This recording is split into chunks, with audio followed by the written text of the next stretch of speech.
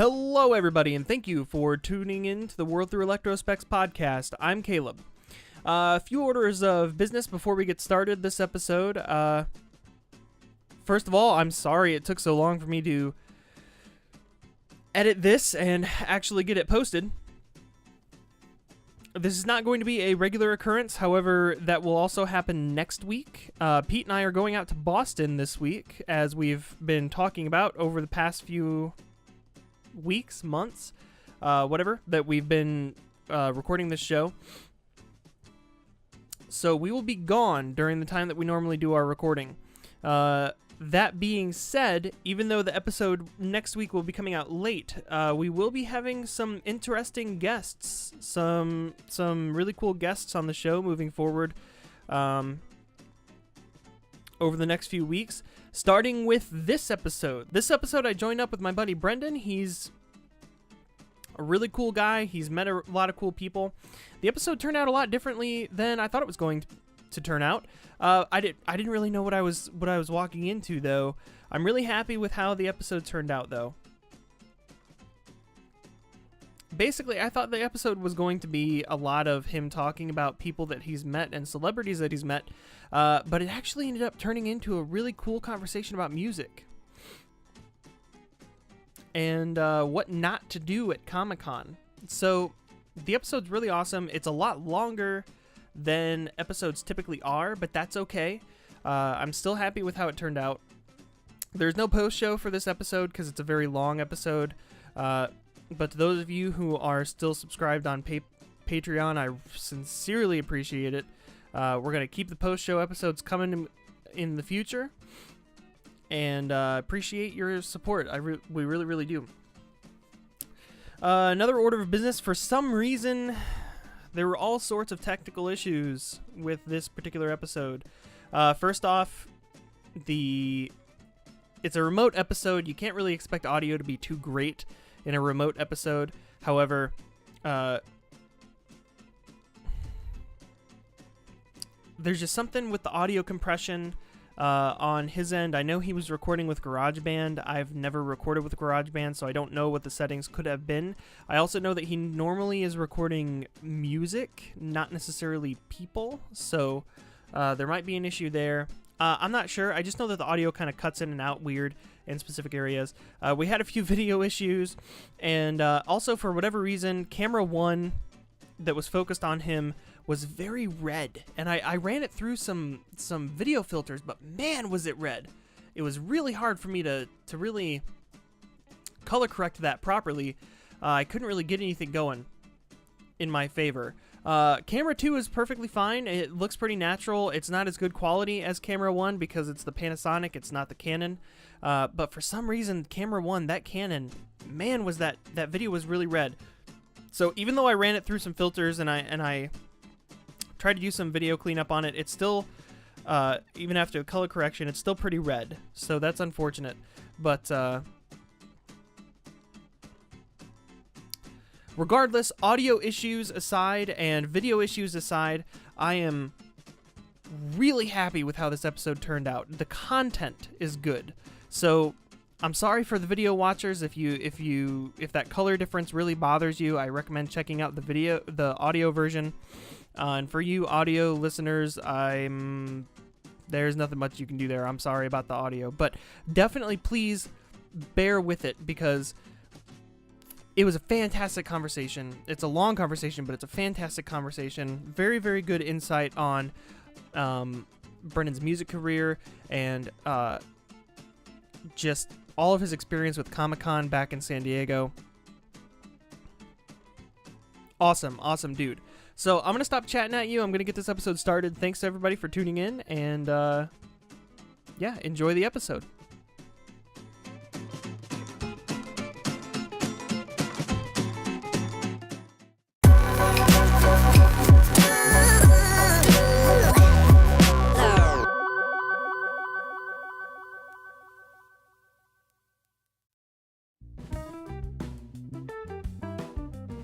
Hello and welcome to the World Through Electrospecs podcast. I'm Caleb. I'm Brendan. Oh, you caught on real quick.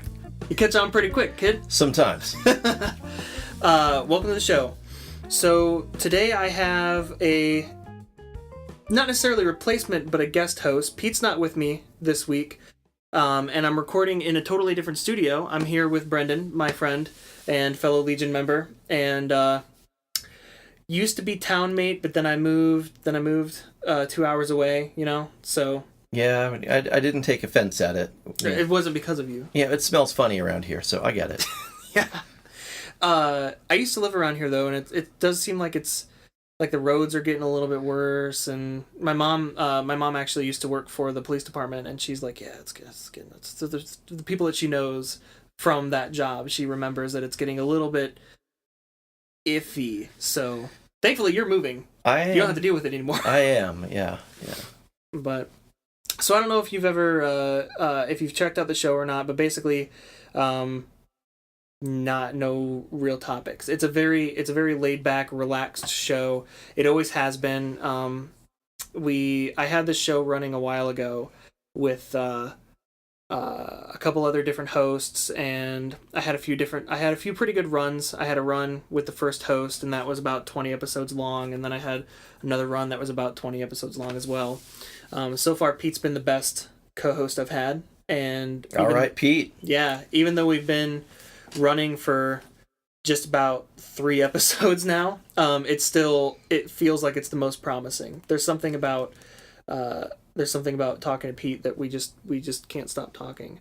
But every now and then, I am going to have these instances where Pete's not available. I'm going to be recording with other people. Thankfully, you have an amazing studio in here to record in too. Thanks. It gets the job done. It's small, but it gets the job done. Yeah, it works. I remember the other day we were sitting at breakfast. Haley and I ran into you guys at breakfast. Hadn't seen you in a while. We were sitting there eating breakfast. All of a sudden, Haley's like, "Is that Brendan Prout?" And I'm like, "Turn around." We were sitting next to you guys the whole time we were eating. None of us ever realized it. Yeah, I had no idea. Yeah, it was fun. You were behind me, and like my back of my head was facing you, so we had no idea. But we were talking then, and your wife mentioned something about you being the king of the humble brag. Yeah. And here you are again. Yeah. This awesome studio. You're like, yeah, it gets the job done. It's a product of many other people investing in me over the years, so I try not to take too much credit for having done anything other than put it all together. I could see where that I can see where that comes from, because like Pete's studio that we normally record in, it's Pete's studio, and a lot of his stuff is funded through being an adult with an adult job in the real world, not being a college student like I am. Right. But a good portion of it is also funded through the school and through his work and through the things that he has to do for his job, and he's pretty humble about it too. A lot of my equipment that I've gotten over the years has been because I have not been too proud to beg. Mm-hmm. So I've worked at a variety of churches over 25 years, and I have always been one who would go to the facilities guy and say, "Do you have somewhere a box of broken stuff that you're just never going to get around to fixing? Can I have some of this stuff?" Mm-hmm. And I've been very blessed that usually there is either a box or, in some cases, an entire room full of broken music gear that, I have a ball. Anything you want, take it. If you can fix it, awesome. If not, recycle it. And you fix it. And a lot of times I'm able to fix it, so a lot of my studio equipment has been upcycled, old stuff that I've fixed, or I've gone to churches and that I wasn't even at. And I said, "Hey, I'm working in a ministry. We don't have much budget. Do you have any old gear you're not using that you might be willing to pass along to someone who could use it?" And I've found some very generous churches and organizations willing to pass stuff along. And then, of course, over the years, people have just given me stuff. So most of my guitars have been given to me at one point or another. And just very, very blessed in that regard to have some cool stuff, and have had people made an investment in me so that I can do what I do. And you do have a lot of guitars in here. I do have a lot of guitars. How many guitars do you own? Total? Yeah, including the ones that I'm sure are not even here. Oh yeah, there's a bunch at home as well. I think I'm around 20 guitars right now. I thought I was crazy in high school for having 3, Yeah. I mean, I started off with a really cruddy guitar that I bought from a bum in Balboa Park, and that was my acoustic guitar for like 10 years, and it was held together with duct tape and hot glue, and it was just really, it was falling apart. It never had a case. It had been cracked, it had been re-glued together. It was ugly, and I had a pastor come to me very delicately that I worked for and said, I don't know how to say this, but your guitar is embarrassing. I'm just going to be blunt. It looks really bad. If I got you another guitar, would you play it? And I was like, you're going to get me another guitar? Yeah, of course. Yeah, I'll play it. Yeah. You don't care what it is? Nope. Give me a guitar. I'll play it. That's fantastic. If it plugs in and I can play it, yes. And so he got me that black one that's back there, the 12 string. Nice. And that had previously been the guitar that was hanging really, really high up on the wall at Guitar Center that you're not allowed to touch without asking for help. The higher up ones. Right? And so it was a super expensive guitar, and Robert Smith from The Cure played that guitar, and I was like, gosh, I would love to just, touch that guitar, but it was out of range. And then I walked in. It was funny because I walked in that morning to church where I was leading worship, and they had a habit of inviting guests to come and do the music without telling me. So I'd show up and there'd be like a band set up. I'm like, oh, we have a guest today. Cool. So bad communication, but a really nice church. So I show up and this guitar is on the stage. I'm like, oh, I wonder who the guest is today. He's got a nice guitar. Yeah. And so I'm sitting there and I'm just hanging out, and the pastor comes in. He goes, hey, aren't you supposed to be like warming up or sound checking, getting ready, rehearsing? And I was like, I'm just waiting to see who your guest musician is. And he laughed. He's like, there's no guest musician. It's like, well, then whose guitar is that? He goes, yours. Oh, man. And I was just blown away. Yeah. So, I mean, time after time, I've had other things happen like that where, an older couple in the church, like one gave me like 5 guitars. The guy was a guitar collector himself. And he passed away, and his wife was close with our family, and so she gave to her kids all the special instruments and was left over with a lot of guitars. And so she walked into my office with guitar cases and more guitar cases and more guitar cases. And she says, I think that my husband would want you to have these, so do with them as you will. And I was like, I kept one. That's that yellow one there. Ooh, that's a nice honey mustard yellow too. Yeah. So it's become one of my favorites. And then I gave away the others to various people who were involved in ministry, overseas missions and stuff. The same day that this gal walked in and gave me the 5 guitars, someone else walked in from the children's ministry, and she goes, I don't know if this is a weird question, but my daughter's going on a missions trip, and she's got it in her mind she wants to take a guitar to lead worship with and then leave it there, like give it to somebody so that they'll have a guitar to do worship in wherever it is they're going. And I was like, cool, pick one of those. Yeah, I just so happen to have been given a few this morning. Yes, exactly. I was wondering what to do with these. Now I know, so pick one of those. Right. Oh, I think she'll like the red one. Great, take it. And it's just sort of that. So I've had a lot of stuff that I've been able to pass along over the years, and some guitars have gone away and then come back to me. I had a garage sale find that's behind you on the wall, the white one. This one? Yeah, that I bought it for $100 at a garage sale. It's a $1,500 guitar. Yeah. And then I had is that a Fender Stratocaster? But it's not a Squier Strat; it's an actual Strat. Yeah. That's nice. Yeah, it's an '86. Yeah, that's nice. I had a Squier Strat when I was younger, and that was my first. Hey, there's something to be said for Squier. They make some nice stuff. I mean, it's just like everything. Fender, they make some really nice stuff, and they make some really cheap stuff now that is not really worth the expense. But Squier, they also make some really nice stuff that's pretty inexpensive. I got it off of a friend too. So you were saying that your that guitar that you had that was replaced by the pastor, but it was kind of duct taped and everything. Yeah. That was your first guitar? That was my first acoustic guitar. That was your first acoustic? Yeah. Did you have an electric before that first acoustic? I did. I was a violinist, classically trained. Ooh. I played violin, and up until One day you took it off the neck and started strumming it on your lap. No, so I was playing in an orchestra. And the first chair violinist, I'm still friends with him, his name's Jeremy Young, he shows up to rehearsal with an electric guitar and plugs into an amp and starts ripping some Van Halen. And I looked at the guitar and I looked at the violin and I went, this violin is not going to get me girls. And that was the moment. That was the moment. I started begging my parents, saying, "I want to play guitar. Get me a guitar." And so this is in the days of the Sears Christmas catalog, right? Yeah. So I picked out a guitar in the Sears Christmas catalog. I said, "That's the one. That's what I want for Christmas. I don't want any other presents. I want just that. Just that. Get me that." And so they made a deal with me because they expected, Sears catalog is not going to be a high quality instrument. Said, all right, we'll get it for you. And if you stick with it, and if you improve, if you get good, and if you're really serious, then we'll make the investment later on into a decent instrument. Right.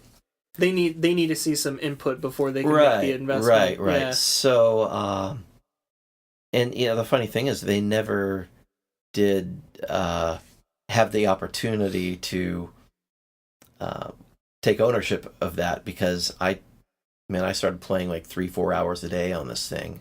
Really, and I was terrible for a long time because I didn't take lessons. So it was all self-taught. It was awful. And but a couple of years later, I had the opportunity to buy a Charvel Stratocaster pretty inexpensively. Someone from one of my friends who was upgrading his guitar. So he was moving from a Charvel to a Kramer, which was like a $900 Kramer back in the 80s. It was like, a lot of money. So anyway, I got the Charvel, and I bought that with my own money from mowing lawns and stuff. And then I just continued to upgrade from there. So I moved from the Charvel, I bought this Kramer, played that all through high school. In college, I started working at a high-end boutique music store in Santa Barbara and got really spoiled by playing very nice guitars, and I started to know the difference.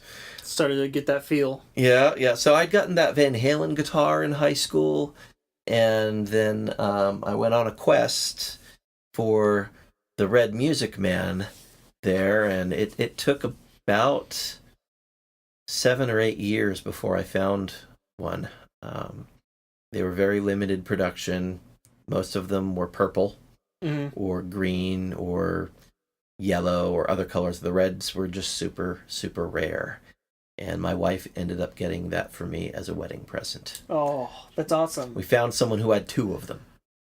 And his wife was making him get rid of one because you don't need 2 of the same guitar. Right. So my wife reached out to him, and he had put the story behind the guitar on the eBay listing of my wife's making me get rid of, so he was selling the nice one that had always been in the case. It had never been toured, it had never been worn or anything. His mindset was probably he was going to get the money for that get more from it, and then on top of that, if you're a person who loves guitars, you're a person who loves the equipment, you have to sell one of them, sell the nice one, because you're going to continue to use the one that's kind of beat up a little bit more. You don't want to sell the beat up one and then start tearing down the nice one. Right. Yeah. Right. That's the mindset. So, but my wife reached out to him, said, "Is there any way you might consider selling the beat up one? Because my husband won't care, and I can't afford the nice one. But we're getting married. He's a pastor. We've got no money. Here's what I can afford." And she made him an offer, and he took it. He said, I will keep the nice one. Thank you very much. That's nice. That's awesome. Yeah, it was really nice. So got that. So all my guitars have a story of some sort or another. I think And you painted that one yourself. We were talking about that earlier. I painted the Van Halen one myself. And so it's I would consider about a 90% replica of one of Eddie Van Halen's guitars.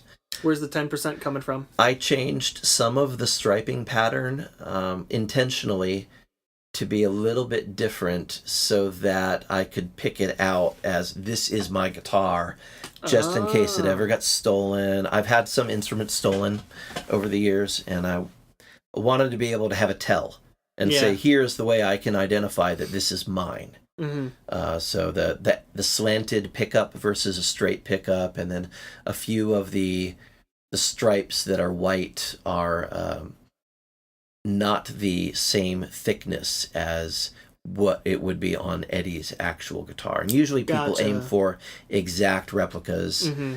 So I just you changed it up a little bit to keep your own slight variation so that I can. Yeah, that's mine. That's awesome. That's got a really cool story behind it too. Just the fact that you painted it yourself, the fact that you added its own little character to it. That's really, really cool. Yeah, it's fun. It's a fun guitar. And then the Gibson, I had one. I'd saved up and bought one. We actually got it on sale at a store. It was a crazy marked down. And my wife was with me. I was supposed to just be buying strings. And I went in and they had this guitar, and she goes, "Oh my gosh, honey, isn't that supposed to be like $1,000 more?" Yeah, you should buy it. Well, okay. So I bought it, and you're like, "I know you're my wife, but you should marry me." Yeah, right. Keep her. Yep. So a few months later, we ran into financial trouble, and I ended up having to sell it to pay rent. And so, I mean, we got the investment back, that's for sure, because we made money on it. But, I was sad having to get rid of it. Yeah. And a few years later, we just happened to be sitting around talking with people about all the guitars I have. And she mentioned that one. She said, "What about the one that you had to sell so we could pay rent?" And I was like, "Oh, yeah, I'll probably never have one of those again because they're too expensive." And someone from the church anonymously gave us a check so that I could replace it. Wow. That's awesome. Yeah. That's amazing. One of the elders came walking up. He's like, "Hey, we had to kind of like, we got a specific donation, a designated gift for a particular purpose. It's for you, and you have to use it for this purpose. It's printed on the check." And I looked at it. And it's from Anonymous. Right. Yeah. And I was like, that's amazing. Yeah. So, been really blessed with the material, musical gear stuff. So that's been really... That's really, really awesome. Let's let's take a second to digest that. Let's take a break real quick. Yeah. Just take a quick swap in the videos break, and we'll pick back up in a second. Sounds good. Okay.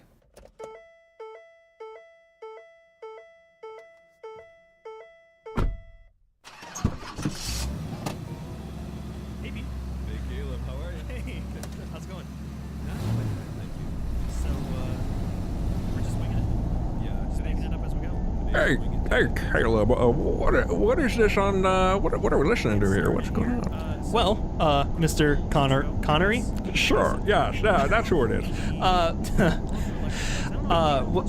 We're listening to a new podcast It's an old Sean Connery. Yeah, that's okay. You're getting up there a little bit in age, Mr. Connery, but that's okay. No, what we're listening to is this newfangled thing that the kids are listening to these days called podcasts. Podcast? What's it? All I know is some Red October thing. That's all I've heard about. Well, the podcast is like a radio show, except people just kind of do it. They're not on any network or anything. They're just kind of doing it. And this is a new show that just recently got booted up. Oh, that's amazing. Too bad they don't have agents. They need agents. That'll help out a lot, agents. No agents. For the most part, people do this kind of stuff for free, but there is a way to support them. Well, that's fantastic. I don't know what I'm saying anymore. That's okay. So if you'd like to support the World Through Electrospecs podcast or any of the other things that the members of the podcast are working on at the moment, they actually have a Patreon page. Well, that's fantastic. I'd love to support these guys. They seem like wonderful fellows. Yeah, they sound awesome. Yeah, and I sound horrible. Yeah, it's okay. You have a cold, but that's all right. if you want to support them, you can go to one of the hosts of the show. His name is Caleb Ferris. You can go to his Patreon page, and it's just patreon.com/Caleb Ferris. And on that page, there are a few different levels of support that you can do to kind of give them a little bit of kickback for their show that they're doing. It seems to need it. It seems like they're on a little bit of a budget, you know. Yeah, A small one, you know. pretty small one. It's a pretty. They can't hire actors, I hear. Yeah, they have to resort to bringing in their own okay-ish voice actors. But basically, there are a few different ways you can support their podcast on Patreon. You have 4 different reward levels with various different rewards. You've got the Legend class reward, which is only $4 a month. And with that, you get credited in the credits of all future YouTube videos and on Caleb's personal website. The second level is $7 a month. It's the Scout class supporter level. You get previous rewards plus access to the Patreon exclusive World Through Electrospecs podcast post show, which will be at the end of the episode that we are surely playing this commercial in. The next level is the deluxe class reward level, which is $10 a month. You get access to everything I previously mentioned, plus you also get featured in a special thank you video in Caleb's YouTube channel as well at the end of every month. And then there's the Voyager class supporter level. That's only $20 a month. And at that, you get everything I previously mentioned, plus you get to watch the podcast being recorded in a live stream. And you also have access to a chat window where you can actually interact with them while they're recording the podcast. Essentially be a part of the show from that point forward. You know, as they're recording, you're in that episode till the end of time. That sounds fantastic. Yeah. That's what it is. And, you know, me being Sean Connery, you know, it sounds perfect because all those levels are, like, so exploratory and, you know, that kind of stuff. I told you I'm old, you know. Yeah, Sean Connery. Sean Connery, yeah. Sean Connery. I must have mispronounced your name earlier. Oh, well, yeah, just a little bit. That's okay. That's okay. So yeah, like I said, you can go there. It Sounds like Extraordinary Gentlemen is what they sound like. They do sound like extraordinary gentlemen. Yeah, like they got to leave, you know. We should let them get back to their show, though, so. Yep. Again, though, it's patreon.com/Caleb Ferris. That's CalebFairres. And you can support the World Through Electrospecs podcast there. Mr. Sean Connery. Sean Connery. Sean Connery. So, aside from the music, aside from the guitars, you're into a lot of other stuff too. Oh yeah. A crazy amount of stuff. So, we never really did this at the top of the show. I feel like we should have, but we didn't. What I guess tell me a little bit about yourself. You came here from California. Yeah. You're you're actually one of the staff members. You said you were on the board actually of some sort, like just San Diego Comic-Con. The biggest Comic-Con, you know? Right. Yeah, the Comic-Con. Comic-Con. I've been volunteering with Comic-Con since 1986. I've missed a year. A year. So, yeah. So what's your longest run then, technically? Well, I guess, so, just trying to think, I think it was 89 that I missed. Yeah, I missed 89. So your longest run has been since 89? So 90 until 2017, I've been there every year volunteering. I started off just as one of the cannon fodder day volunteers. You show up, you volunteer for 3 hours, and they give you a pass for the rest of the day to go do your thing. Mm-hmm. And about 2002, I started to get involved at a much deeper level. I co-founded a Star Wars club, the San Diego Star Wars Society, which was originally an official chapter of FanForce, from the Force.net website. Mm-hmm. And the official Star Wars fan club was dead at that point. They were publishing a newsletter, but there were no local gatherings. There was no active fan base. And so we there were 12 of us that originally kind of banded together on the old AOL chat rooms and decided, hey, we're locals, we should start a Star Wars club, let's do it. So we started the San Diego Star Wars Society, and I had volunteered to open up our church to host the meetings. So at about meeting number 3, when we needed to actually form a charter in order to be an official member of FanForce, in order to have the charter, you have to have club officers, so I got voted in as the vice chancellor. And that lasted about a year, and then the supreme chancellor stepped aside, and I was the president of the club for a number of years. We went through an interesting club split in, it was about 2008, I think it was. And so FanForce kind of went their separate ways, and the San Diego Star Wars Society became its own standalone 501c3 club at that point. And I continued to be involved with both for a number of years. Technically, I'm still part of FanForce, but not part of the leadership. So just a regular member, and still friends with folks who run the actual FanForce group.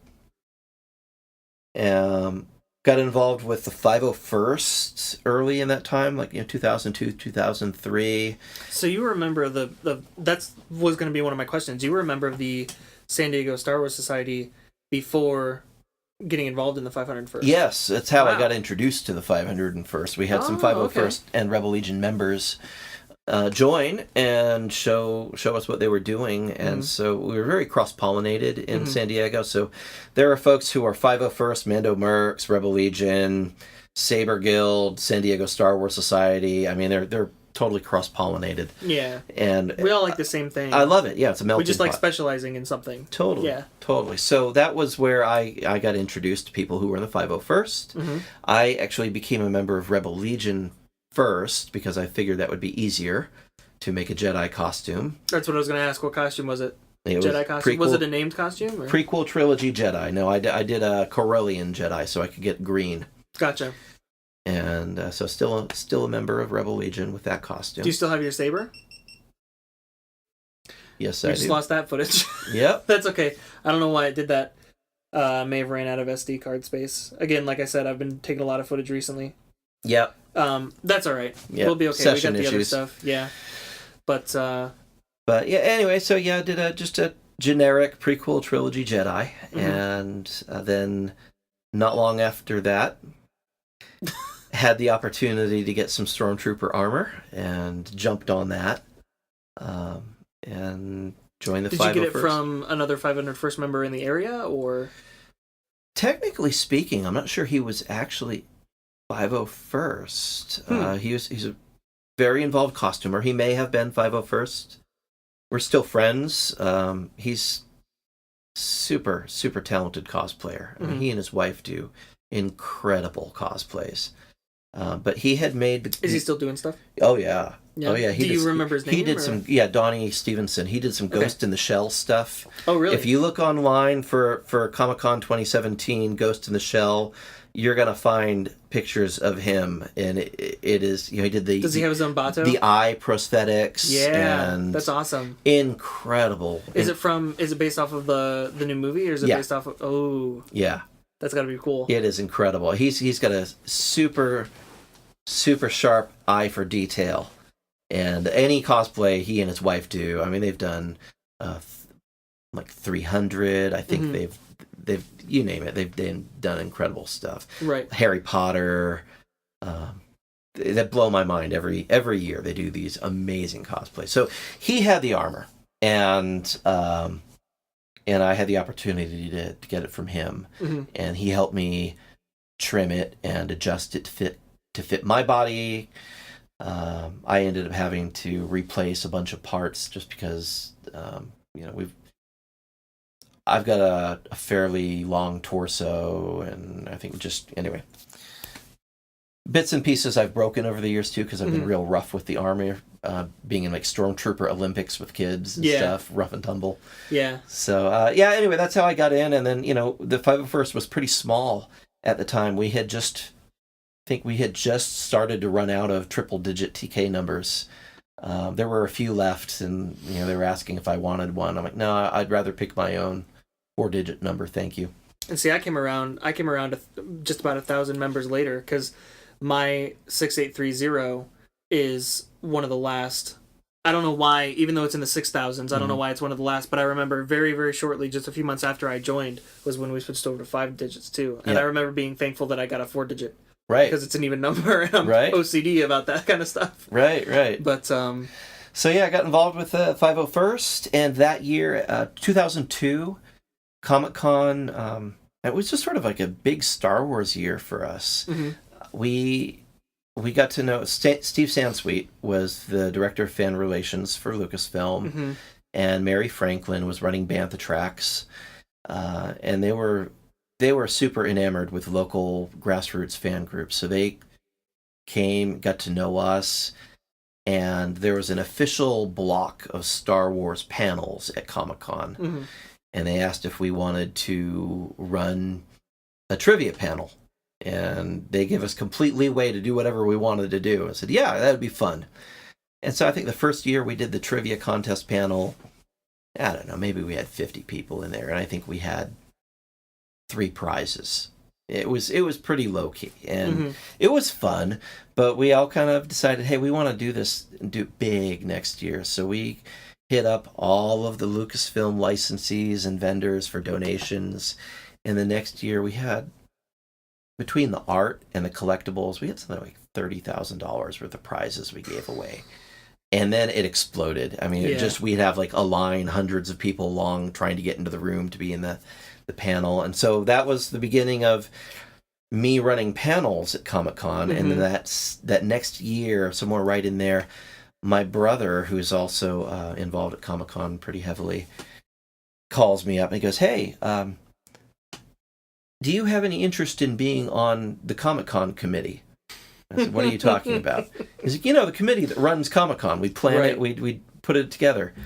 And I said, what's involved? He said, you have to come to a meeting once a month on a Sunday afternoon. That's it. I said, that's it? He said, yeah. I'm like, yeah, let me know when the next meeting is. So I went. You have to attend. Now the criteria now is a great deal more involved to be in. But at the time it was at the time you show up for 3 meetings, and somebody can nominate you to join the committee, and they vote you on. Then they would bring you up front and say, why do you want to be on the committee? What's your favorite comic book? What are you reading now? What's your area you want to be involved with? And all of the different departments needed people. Like, we were all just always short-staffed. And so if you didn't have a department, you could say, well, I'm fair game. And the department heads would go, dibs! And they'd all come up to you and try to woo you into their department. And now what were some of the different types of departments that you could get into? Well, back there weren't as many back then. But, some of the ones that are mainstays, programming, deaf and disabled services, line control, registration, consuite. I think it might have been called hospitality back in the day. I mean, there's a variety. Logistics, the guest relations team. There was probably half the departments then that there are now. Okay.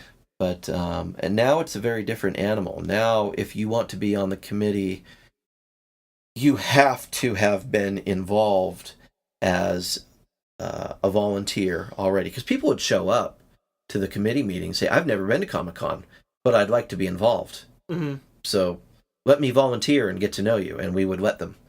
And I think over the years we discovered that led to a lot of miscommunications, people who really didn't understand what Comic-Con was about. So we kind of closed the door on that. So now you have to have been a volunteer for at least a year before you can be eligible to join the committee. You have to attend a certain amount of meetings. You have to go through an orientation class to understand what it is you're signing up for. You have to sign a pretty thick stack of non-disclosure agreements. And then you can possibly be on the committee, because now we have it number limited as well. And there are only X amount of spots. And if, as I understand it, there's a waiting list right now to get on the committee. And if you want to be on it, you have to wait your turn. Right. And when a spot comes up, then you have to be nominated by a committee member in good standing, and you have to go in front of the whole committee and kind of do the thing that we used to do and say, hi, I am, and here is how I am involved in Comic-Con, and here's why I'm passionate about Comic-Con, and here's what I can bring to the table, here's why I'd like to be a committee member. And then they vote yay or nay. Right. Fascinating. Yeah, so it's a pretty...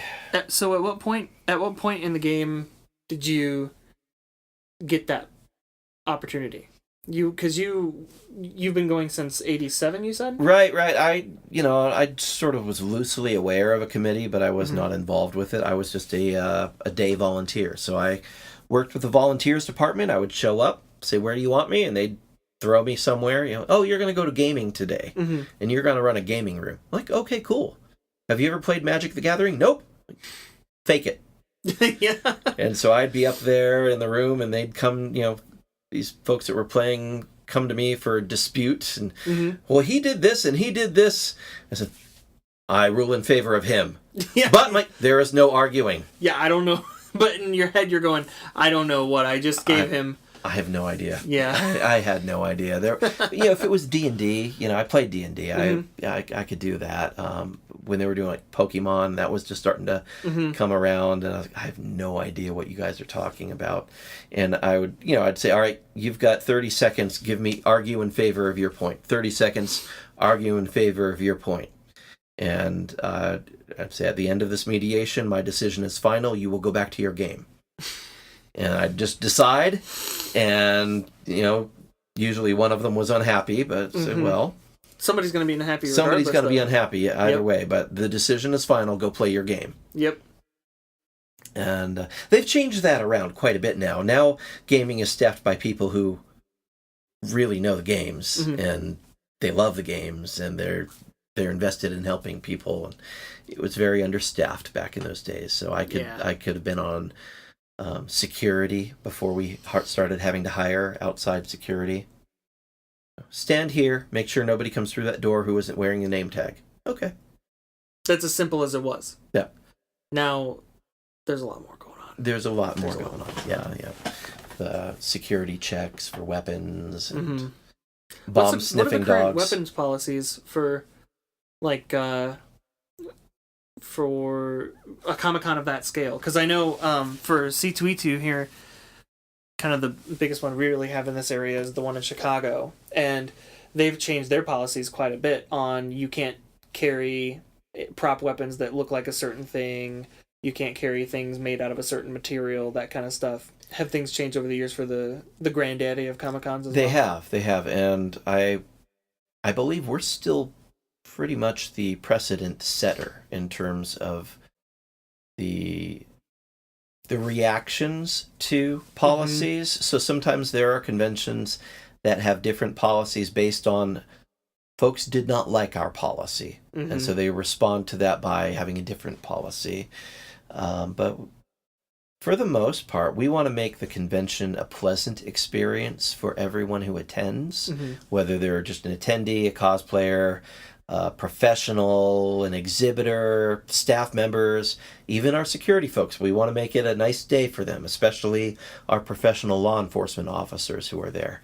So we take a lot of feedback and constructive criticism from professional law enforcement, and of course the professional LEOs who are there have the ability to make a call on the scene and change the policy instantly if they think it needs to.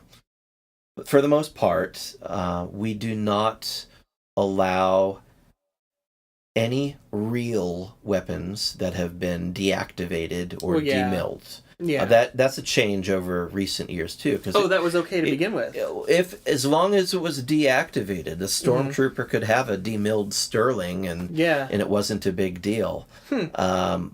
But we had a guy 5 years ago walking around dressed as G.I. Joe, and he had an actual AR-15. And And it wasn't deactivated in any way. Well, the verbiage of the policy at the point was not specific enough to say how it needed to be deactivated. So he had removed his bolt carrier group and said, well, it's deactivated. It cannot possibly fire in this condition. And that meets the criteria of the policy as it was. So we had to do a bit of a knee-jerk policy and say there cannot be any real weapons. Right. Period. Airsoft, fine. You're going to find conventions that have a policy that you cannot have realistic-looking weapons. Like even the airsoft stuff that looks... what we did with that is anything that looks realistic has to go through a security check and be confirmed that, yeah, this is an airsoft. Not only is it an airsoft, it has been rendered inert. So you can't have an airsoft that'll actually shoot a projectile because, I want to say about 1995 or so, there were a lot of airsoft vendors at Comic-Con, and they were all in this one particular area of the floor, and they would spontaneously erupt into airsoft wars on the exhibit floor. It just, full auto airsoft going everywhere. Yeah. Little pellets everywhere. People getting hurt when they didn't want to be a part of that. Right. Yeah. So, I mean, major problems with that. And so there was, again, there's the knee-jerk reaction. At that point, nobody was thinking about real weapons. But, all right, we can't have you shooting real projectile weapons, and that had to be expanded to include Nerf, because Nerf, even though it's foam, we would have Nerf wars on the mezzanine level. All the different fan clubs would just show up at a particular time and let loose, and so that they were a little bit more kid gloved with that. So, hey, it wasn't like a harsh policy set in place, but hey, would you please not do that, so we don't have to have a policy. Thank you.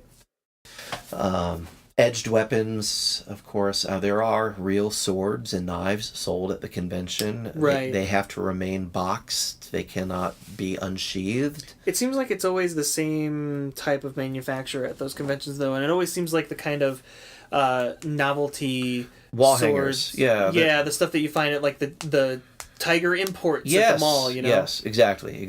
Now they have moved in the direction a lot of these places know their crowd, so they show up with replica weapons from movies. Yeah. So you can buy the sword from Blade or Lord of the Rings. Or a Keyblade from I said that out loud and then I just immediately blanked. Yeah.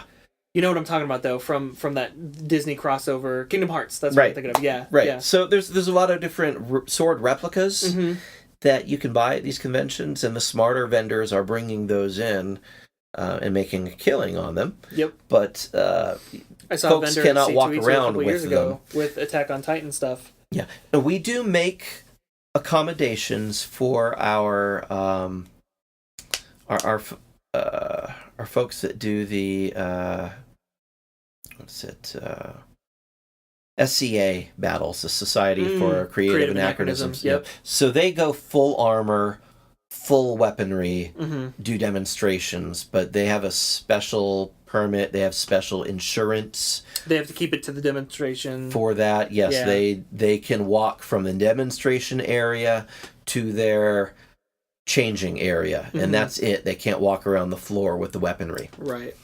Lightsabers, even. I mean, there was a time where, and it kind of goes back and forth every year, because you end up with the telephone game a little bit with security. So we'll tell security, you don't need to weapons check lightsabers. They're just plastic sticks, you know. And somewhere down the line, it gets to them, you need to weapons check lightsabers. And you start getting people like, my daughter got hers weapons checked this year. So they actually zip-tied it to her Jedi costume, like to her tabards and to her belt. Oh. So she couldn't hold it.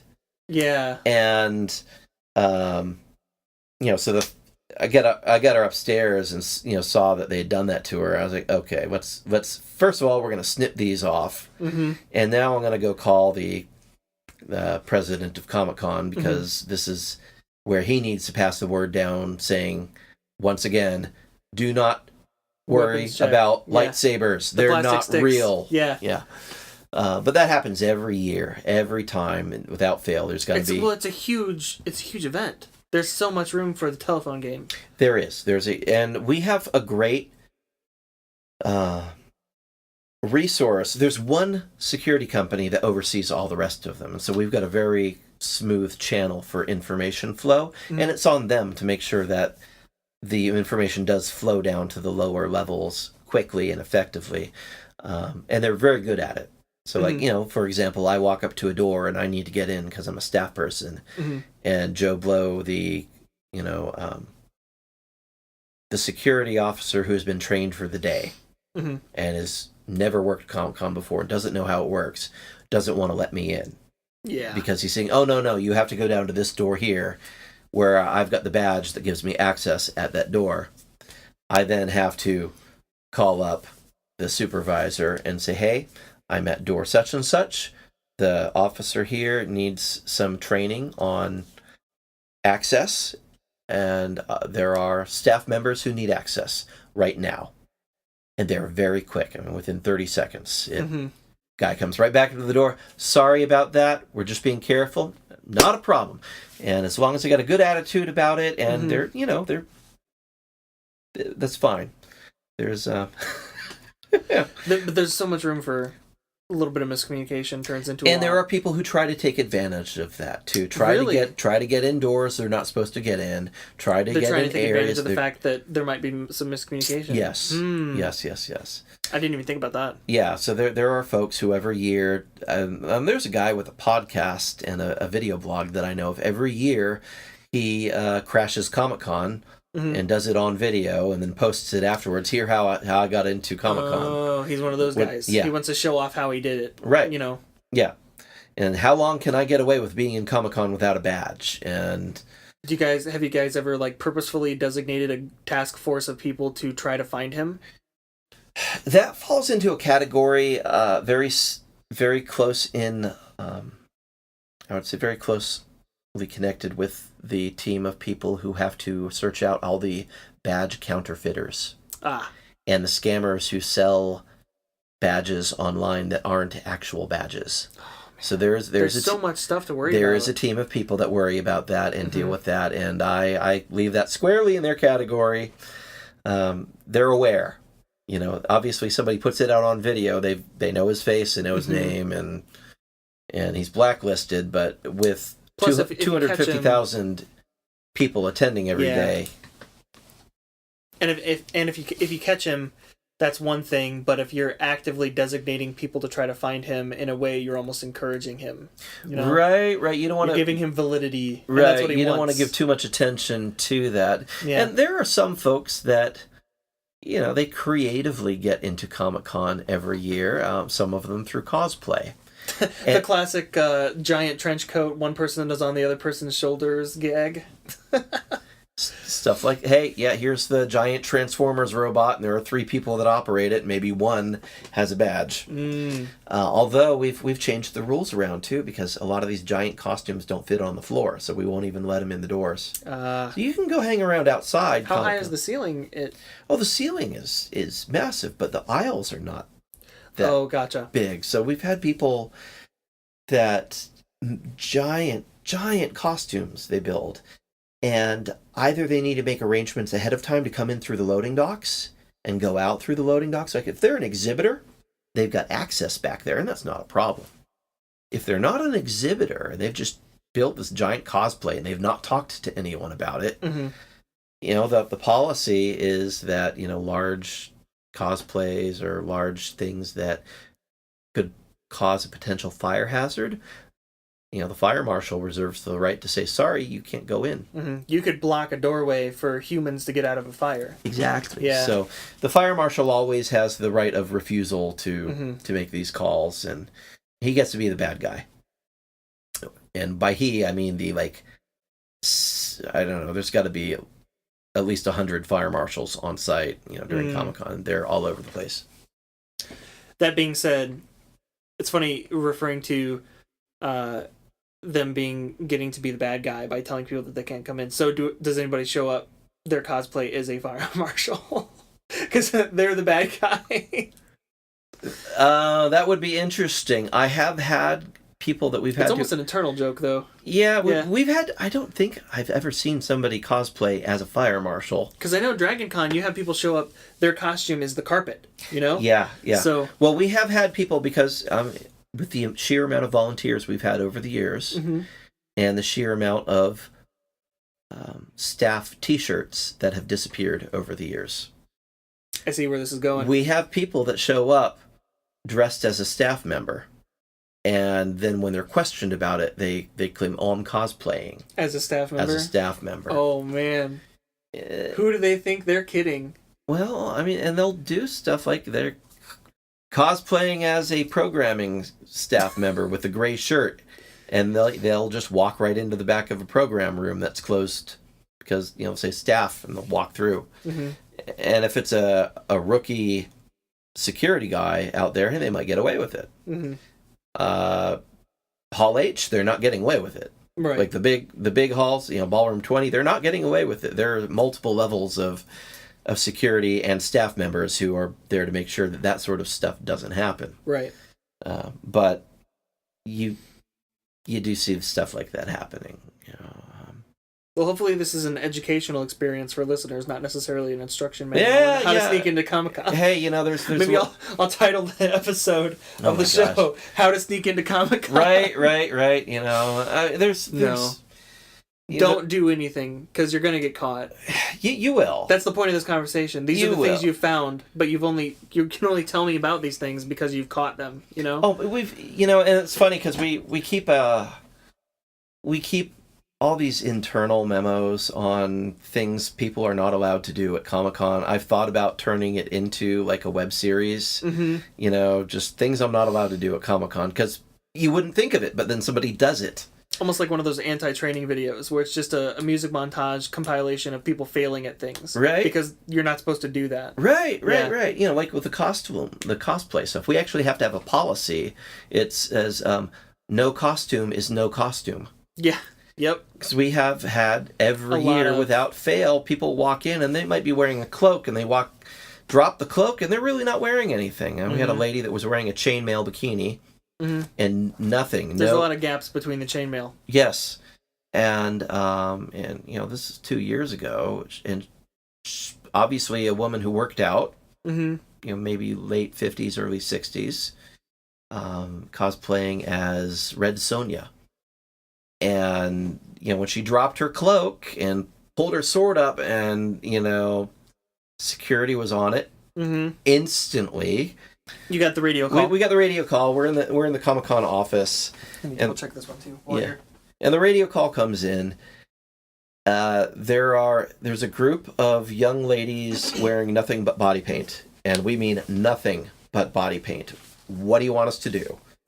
And so one of the higher-ups of Comic-Con gets on the radio, and he says, as discreetly as possible, shuffle them off of the Comic-Con floor to the security office right now, and keep them there, so we can come down and properly document this. And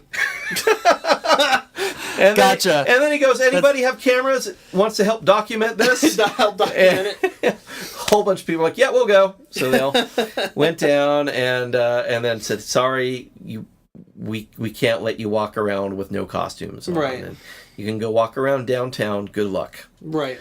And, yeah. At this point, just try to make it back to the hotel room. Right? Yeah. Right? So, and they did. They went out there and they, marched themselves in front of a news crew. And we got thrown out of Comic-Con. And, of course... Oh, they tried to make it a big deal. News crew had to, have neck up. And, it was... Yeah, stay classy, San Diego. Stay classy. Stay classy. So all sorts of stuff like that. We had a girl for years and years. She was a mainstay of Comic-Con. We called her a duct tape girl. And she just had... That was strategically placed duct tape here and there, and that was it. And that was her costume. That was her costume, and she led around a guy on a chain who also had duct tape in strategic areas. And so... that's not related to anything Comic-Con related. That's just Not that I'm aware I'm going of. to do this and claim it's a costume. But there are. I will say. I know there are some weird things. There are some weird comics out there that don't have a huge readership. They're outside of the mainstream, and I don't really know much about those. We used to have an adult section at Comic-Con years and years ago where you had to show ID, you had to be over 18 to go into this area where they had the naughty stuff. And it grew, it got bigger. And then we'd have these people that their booth would be in the wrong area, and they'd have all this stuff.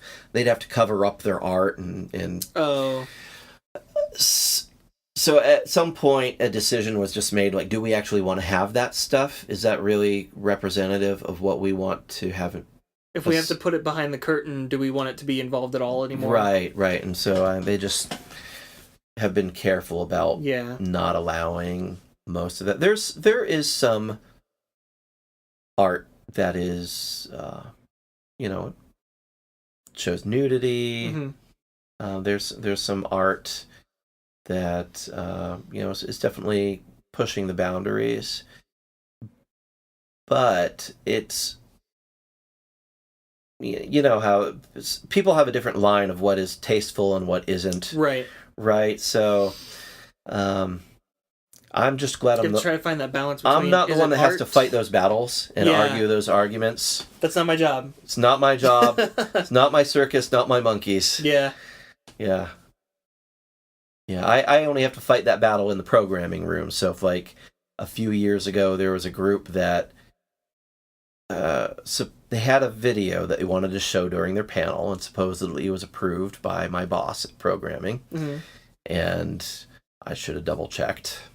And this ended up being like slasher porn. Really, really, we got a few seconds into it and immediately turned it off. Oh yeah, I grabbed the disc out of the drive, said, I'm confiscating this. The panel is over. So sorry, you all can leave. And were the people who were putting on the panel pretty upset? They were. What do you mean? You can't. I'm like, yes, you are clearly in violation of what you agreed to. Right. This is clearly not approved. I can no longer trust you in front of our audience here, so you're done. And there was a woman who was there with me in the room that was also helping run the room, and she was in shock. That was even shown. And so she, at this point, she's like, I have a really good mind to sue you. Right. For, psychological barrage. So at the point where she started mentioning lawsuit, they up and left. And but and they were banned from Comic-Con for a couple of years. They actually were back this year. I've not heard how their panel went, but yeah, it's interesting stuff. I don't know. I was talking to Haley on my way out here, and on our way back to her house, and I'm like, this is going to be an interesting show because he has so many interesting things to talk about. I don't know how to add to it. And so I told her, I'm like, it's probably going to be a lot of asking a couple questions and just letting him run because he's got so much interesting stuff to say. But Comic-Con's definitely got a lot of stuff to speak to. Well, you're just a very interesting person to talk to. Your interest in music, your experience with Comic-Con, everything, your experience with the San Diego Star Wars Society, just super interesting stuff. That's why I really wanted to have you on the show again. Have a good sit down, have a good talk with you before you moved back across the country, essentially. Yeah. And I didn't know when I was going to see you again. Yeah. I didn't know when I was going to have a chance to have a good chat with you again. So. Yeah. Well, I appreciate it. So. Hopefully, like we were talking earlier, hopefully we can do something this weekend. I'm out of town next weekend. If you do something next weekend, have fun. Yeah. I don't know what next weekend's going to look like between having to go pick multiple people up at the airport in Chicago and driving back and the pragmatics of packing. It'll be interesting. But I really appreciate this. I appreciate Thanks. you having me here. How much of this stuff is going with you? Well, the furniture is staying here. That's it. Yeah, all the rest of it's the rest mine. of it's stuff that you put in here that you've been working with. Yeah, I will leave the the sound abatement material on the walls as well, because I think they painted around it. So you'll have some white squares. There'll on the be some wall. awkward squares left behind, but I mean, there's got to be somebody coming in here after me to do at least a component of what I've been doing for the last couple of years. Right. So he'll enjoy having a studio room. Right. Yeah, leave the couch here for him. Yeah. Taking my chair. Yeah. Got to take the most comfortable part with you. Yeah, well, I mean, this chair was the seat in one of my racing cars. Oh, you years turned it and into years a chair. ago, so I turned it into an office chair. Nice. Yeah. That's awesome. Yeah. That's really, really cool. Yeah, and a little geek side note too. It's the same kind of chair that they used for almost every chair on any Star Trek starship from Really? the Deep Space Nine or Voyager series. Really? Yeah, Recaro racing seats. I didn't know that. Yeah. I had no idea. I absolutely loved Voyager, but I never really got too deep into the set making or what they used, because a lot of the Star Trek sets are just big, square, rectangular, gray with buttons. You know? Yeah, I'm a big nerd for props, so and set dressing. So yeah, they would just take this chair and recover it in a different color, and there is That's your awesome. starship seat. That's really, really cool. Yeah. Well, I've learned a lot here. I really don't want to wrap up, but we're probably going to lose footage again if we keep going. Yeah. So, this is going to be an extra long episode. Normally they're half an hour long. Oh, okay. But we got about an hour now. So, that's okay. That's okay. Because of that, we're not going to bother with a post show, though. We're just going to keep it the way it is. And, yeah, I don't know. I guess we should just wrap up. Yeah, you can. So where can people find you online? Do you have a website? Do you have what are your social media handles? I am a social media whore. Yes. Yeah. So I'm at Brendan Prout on Instagram, Twitter, Facebook. I've got a website, it's brendanprout.com, so that people can find me there. I'll put links to all this in the description. Yeah. My main website has links to everywhere I'm at on the web too. So, although I write for Worship Leader magazine, so you can find articles there. Yeah. Okay. I am out there on the web, that's for sure. Not hard to find. Good to know. And this is probably not the first podcast you've done before, and definitely not the most professional one you've done, I'm sure. I'm not dogging on the studio. I mean, like, because I never have anything planned for these shows. I just sit down and start talking. Well, most podcasts I've done have been recorded at a convention of some sort. So it's sit down in the hallway of the hotel room, or in the hallway at Comic-Con, or outside on the porch, or just try to find a quiet area. I did a podcast with someone in the middle of the convention floor. I'm like, how on earth are you going to edit the audio so it's actually going to be usable? So much background noise. And I was impressed. They were able to make it happen. So they must have had some really good comb filters or something. Right. But, yeah. Fun stuff. Absolutely. I don't know what else to say. Thank you so much my for pleasure. recording with me. I appreciate it. I really, really do. And letting us use your studio too. It's really awesome. Yeah. And I'm all topicked out now. All right. I'm sure I could ask a bunch more questions, but I'm just like, yeah, let's just process this and record another episode later down the road. Stick a fork in it. We're done. Yep. So thanks everybody for listening. As always, check out the various websites, the various links that I'll have in the description, and we'll see you in the next episode. All right. Adios. Adios to the audio. Right. Yeah.